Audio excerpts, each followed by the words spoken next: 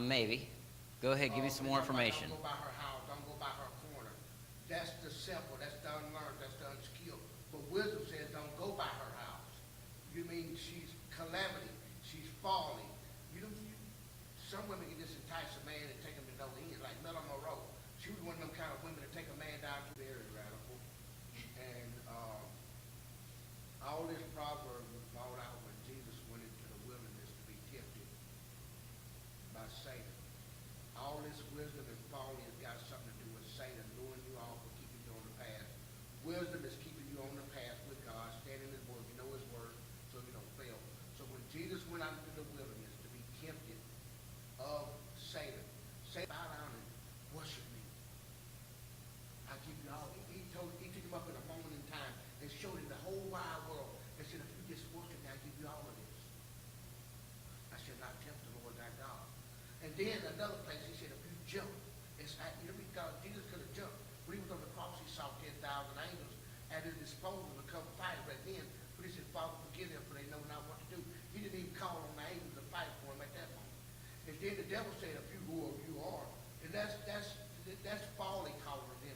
Wisdom is telling him, you are who you are. You ain't got to get out of this position. If you're the Son of God, turn these stones into bread.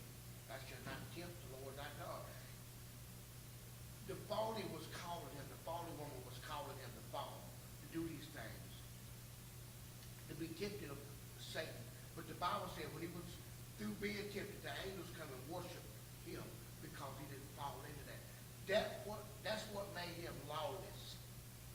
He was the only lawless person in the world. When I say lawless, he was the only one that never had no sin or beguile in him. We sinners, that's why he died for us. That's why he became sin. But he passed the test that we can't pass without him. When we do fail, his grace is sufficient. When we do let Satan come in and buffet us, he's still God in our life. But we just got to remember that wisdom that he's given us through his word, that we're more than what? Conquerors through him. But he passed the test. Adam?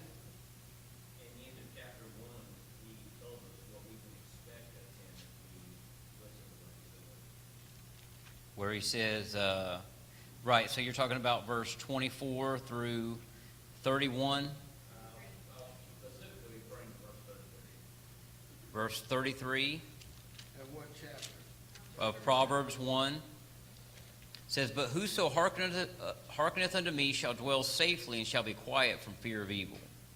Okay, so there's so many different things here in this world that you're going to have problems with. He says man's days are short and full of trouble. That's what it is. So, okay. Okay. All right. So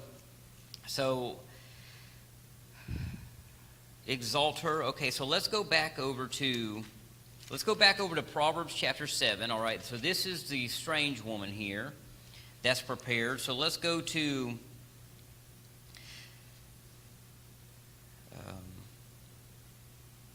I'm going to start in verse 18.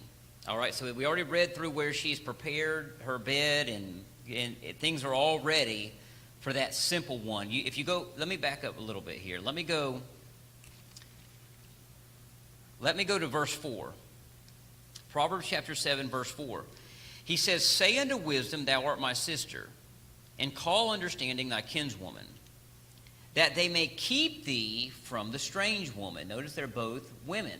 What I've got wisdom and what I don't, man. Exactly. You know what I mean? Exactly. You ain't done that till you had an affair with a married woman. I've been there, done that, seen that. It ain't no good for nothing. And life itself was telling me don't go down that road. And it was a road of doom, crazy, lies. Could totally be avoided. Just like Eve taking the fruit. Hey, no big deal. When God said, don't eat of that tree. Okay? To keep thee from the strange woman, I'm in verse 5, from the stranger which flattereth with her words. For at the window of my house I looked through my casement, and beheld among the simple ones, there you go, I discerned among the youths a young man void of understanding. He was void of understanding, labeled a simple one. Drug him through the woods. Verse 8, passing through the street near her corner, and he went the way to her house. So does this simple one here in verse 7, the man that's void of understanding, does he have wisdom? None. None? Okay. Dragging him down through the gates of hell. Okay, you see the foolishness here. So verse 8 says, passing through the street, and he went the way to her house. In the twilight, in the evening, in the black and dark night, and behold, there met him a woman with the attire of a harlot. So notice where he was going, through an area he shouldn't have been going No in. business.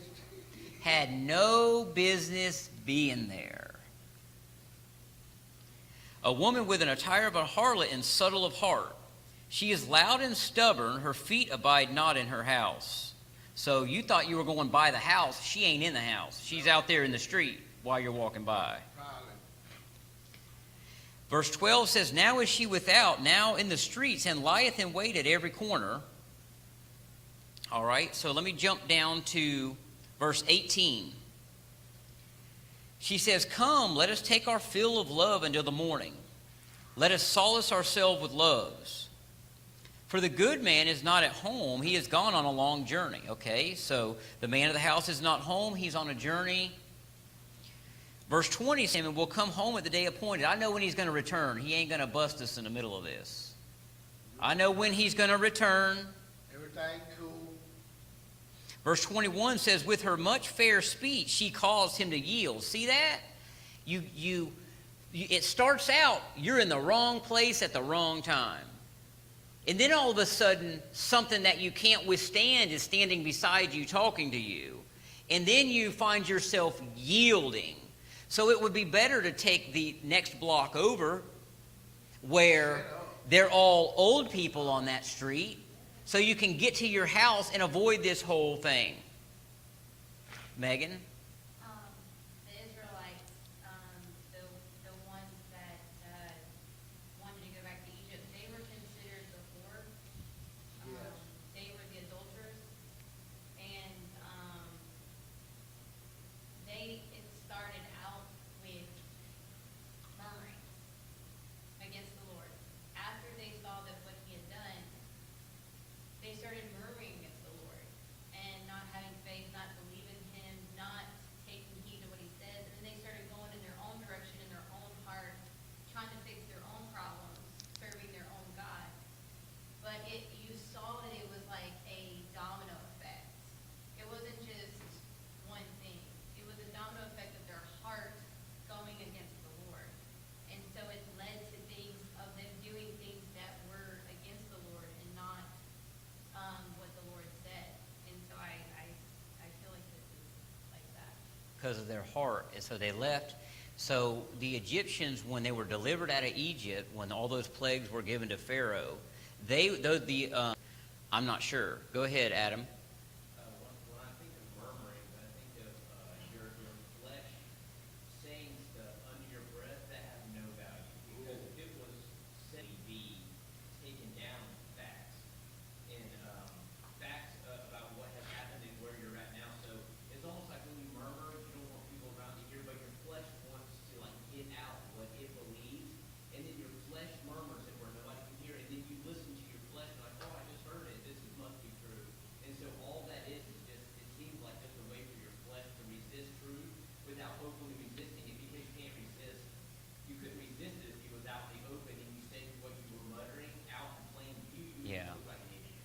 But if you just keep it to yourself, you can just trust it going away. Yeah, you can hide it. You can make your statement. I don't like what you're saying. But you're not going to say it out in the open because it can be taken down with truth. Go ahead, Lawrence. This woman whose husband is gone, she know he's gone.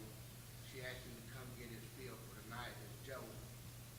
Joseph was in Pharaoh's house. Pharaoh's wife wanted Joseph. She gave him every reason to want her, to love her, to kiss her, to whatever with her. And Joseph wouldn't do it because he kept wisdom at the forefront. He said, if I do this thing, I'm going to mess everything up. I will say